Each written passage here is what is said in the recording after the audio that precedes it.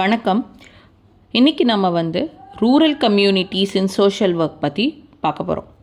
So rural communities அப்படின்னு சொல்லி இந்தியாவில் நம்ம யாரை டிஸ்கிரைப் பண்ணுறோம் அப்படின்னு சொன்னால், எந்த ஏரியா ஆர் பீப்புளுக்கு இன்அடிக்குவேட் economic social infrastructure, agriculture, electricity, transport, communication, education, health, இந்த மாதிரி முக்கியமான ஒரு டெவலப்மெண்ட்டுக்கு உள்ளதெல்லாம் பத்தாமல் இருக்குது. ஸோ இல்லவே இல்லைன்னு சொல்ல முடியாது, பட் பத்தாமல் இருக்குது.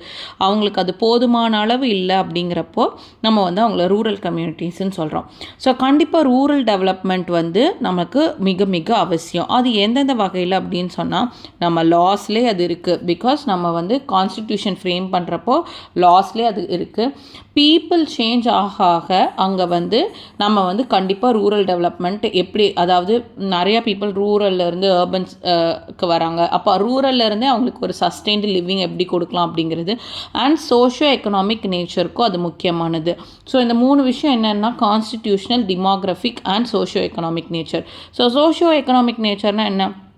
அவங்க சோஷியல் ஃபேக்டர்ஸும் எக்கனாமிக் ஃபேக்டர்ஸ், ஃபினான்ஷியலாகவும் சரி, சொசைட்டி வழியிலையும் சரி, ரூரல் கம்யூனிட்டிஸ் டெவலப் ஆகிறப்போ நம்ம நாட்டுக்கே ஹோலாக ஒரு டெவலப்மெண்ட் கிடைக்கும். Because we are basically agricultural country. நம்ம அது டிபெண்ட் பண்ணியிருக்கோம்.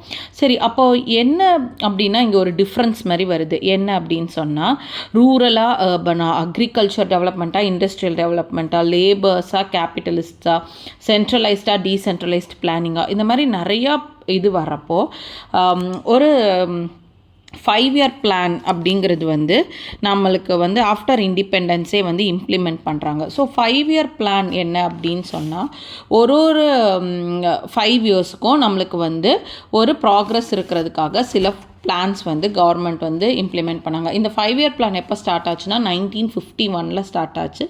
அண்ட் இதை 2017 டிசல்யூட் பண்ணிட்டாங்க. அதாவது அது ஸ்டாப் பண்ணிட்டாங்க. இதில் முக்கியமானது அப்போ டோட்டலாக நம்மளுக்கு 12 5 இயர்ஸ் பிளான்ஸ் நம்மளுக்கு இருந்துச்சு. இதில் ரூரல் டெவலப்மெண்ட்டுக்கு ரொம்ப முக்கியமான 5 இயர் பிளான் எப்போ அப்படின்னு சொன்னால் 6th 5 இயர் பிளான். அதாவது 1980 1985 வரைக்கும் இருக்கிறப்போ நம்மளுக்கு ரூரல் டெவலப்மெண்ட்டை ப்ரைமரியாக ஃபோக்கஸ் பண்ணாங்க. அப்போ அவங்க என்ன பண்ணணும்னு நினச்சாங்க அப்படின்னு சொன்னால், ரூரல் பாவர்ட்டியை ஸ்டாப் பண்ணணும்.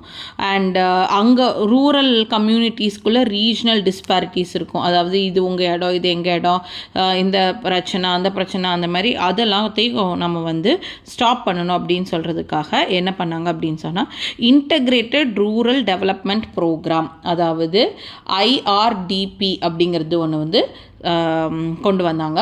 அது லான்ச் பண்ணது 1978, இம்ப்ளிமெண்ட் பண்ணது 1980. ஸோ இந்த 6th 5 இயர் பிளானில் தான் அதை ரொம்ப முக்கியமாக கொண்டு வந்தாங்க.